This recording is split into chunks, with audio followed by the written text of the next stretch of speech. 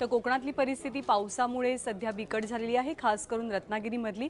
तर दुसरीकडे मराठवाड्यात सुद्धा चित्र काही वेगळं नाहीये। कालच्या पावसामुळे मराठवाड्यातली स्थिती नेमकी कशी आहे तीही जाणून घेऊया।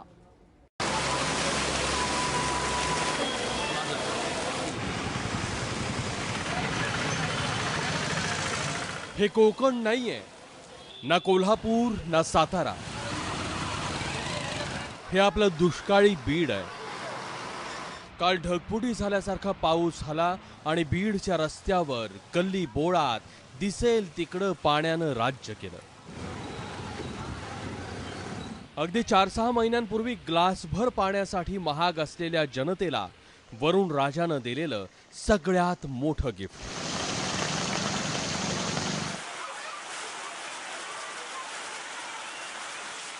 गेली 3 वर्ष बिंदुसरा धरण कोरडं ठाक पडलं होतं, पण काल एका रात्रीत ते तुडुंब झालं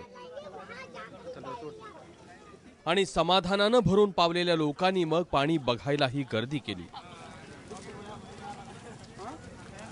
पाण्याचं कौतुक बीडकरांएवढं कदाचितच कुणी करू शकेल। म्हणजे ह्या वर्षी सगळीकडे हिरवळ आणि दुष्काळ संपला आहे। मी माझ्या मुलाला घेऊन पाणी दाखवायला इथे आले आहे। मी माझ्या जन्मानंतर पहिल्यांदा एवढी बिंदुसरा भरलेली बघितली। चांगलं वाटलं खूप पाऊस पडल्याच्या नंतर।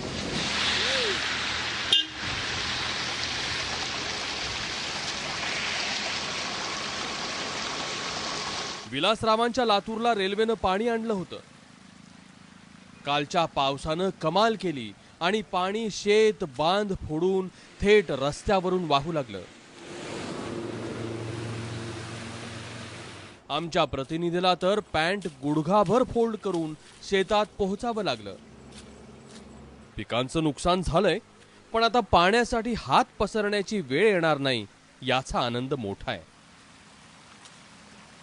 कमी दाबाचं क्षेत्र तयार झालंय, ते आंध्र कोस्टच्या जवळ आहे आणि तेलंगणाच्या जवळ आहे। तर त्याच्यामुळे तो वेस्टर्ली मुवमेंट आणि नॉर्थ वेस्टर्ली मुवमेंट असल्यामुळे आपल्याकडे मराठवाडा, मध्य महाराष्ट्र आणि कोकणामध्ये जास्त पाऊस पडण्याची शक्यता आहे आणि सोबतच अतिवृष्टीचा पण इशारा हवामान खात्याने दिलेला आहे।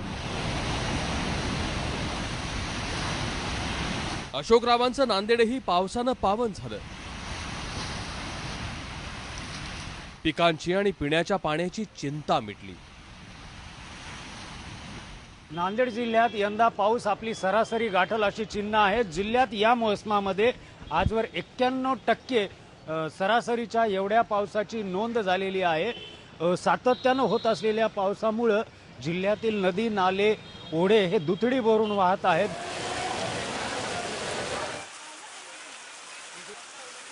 ऊपरवाला जब भी देता देता छप्पर फाड़ के असं फक्त ऐकलं होतं, मराठवाड्यातल्या लोकांनी ते चक्क अनुभवलंय। निसर्गानं आता भरभरून दिलंय, फक्त तुमची झोळी मजबूत असू द्या आणि पाणी जपून वापरा म्हणजे झालं। ब्युरो रिपोर्ट, ABP माझा।